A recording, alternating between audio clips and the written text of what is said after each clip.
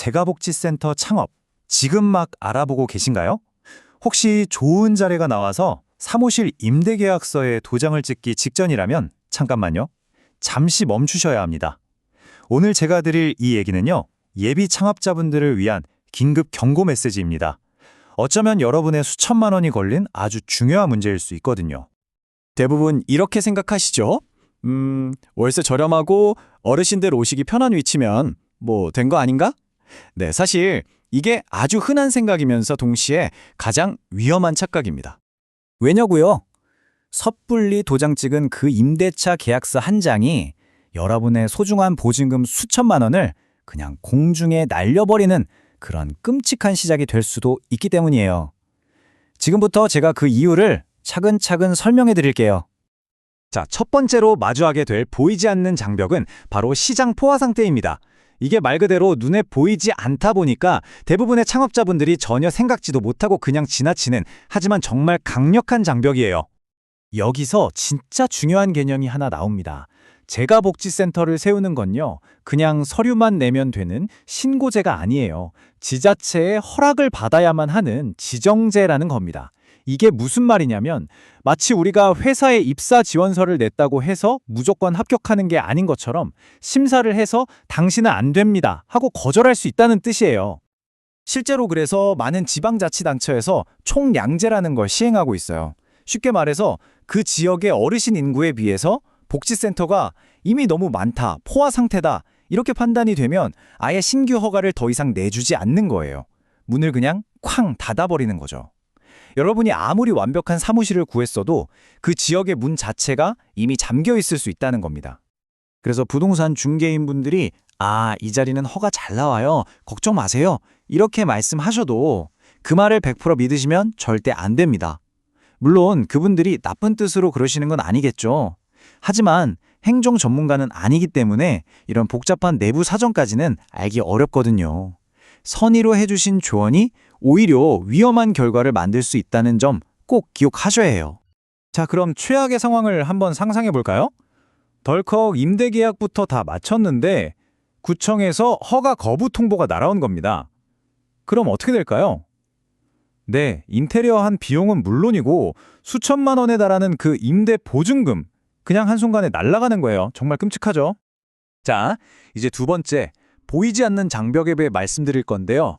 이건 시장 상황보다 훨씬 더 개인적이고 아마 들으시면 정말 황당하고 충격적이실 수도 있어요. 바로 여러분의 과거 이력이 발목을 잡는 경우입니다. 좋아요. 운 좋게 총량제도 피했고 위치도 정말 완벽한 곳을 찾았다고 해봅시다. 그럼 이제 안심해도 될까요? 아니요. 훨씬 더 교묘하고 충격적인 함정이 아직 남아있습니다. 자, 여기 두 명의 창업자가 있다고 한번 상상해 볼게요. 창업자 A는요, 개인 경력도 아주 뛰어나고 정말 유능한 사람입니다. 반면에 창업자 B는 경력이 그냥 보통 수준이에요. 그런데 딱 한 가지 결정적인 차이가 있습니다. A가 마지막으로 일했던 센터의 평가는 미흡 등급이었고요. B가 일했던 곳은 최우수 등급을 받았어요.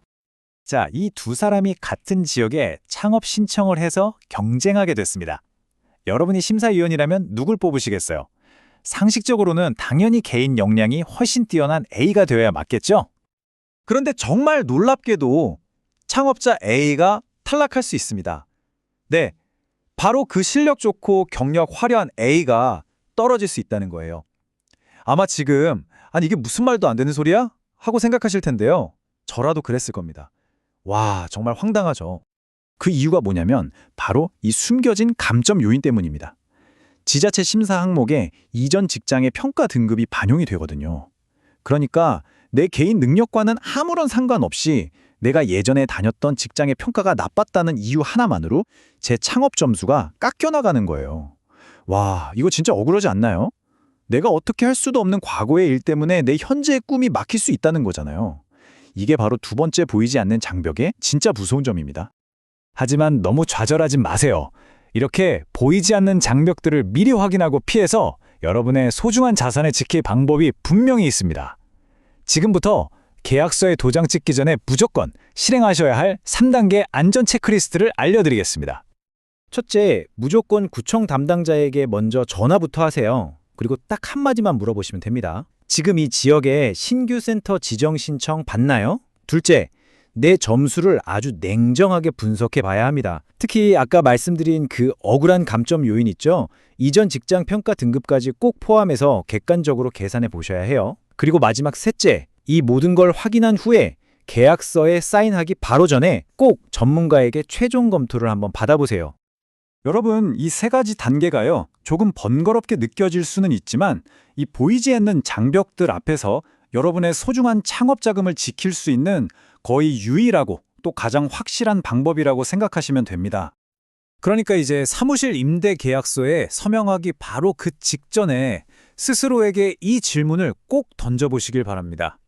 나는 과연 눈에 보이는 월세와 위치만 본 것인가? 아니면 그 뒤에 숨어 있는 진짜 보이지 않는 장벽들까지 모두 확인했는가?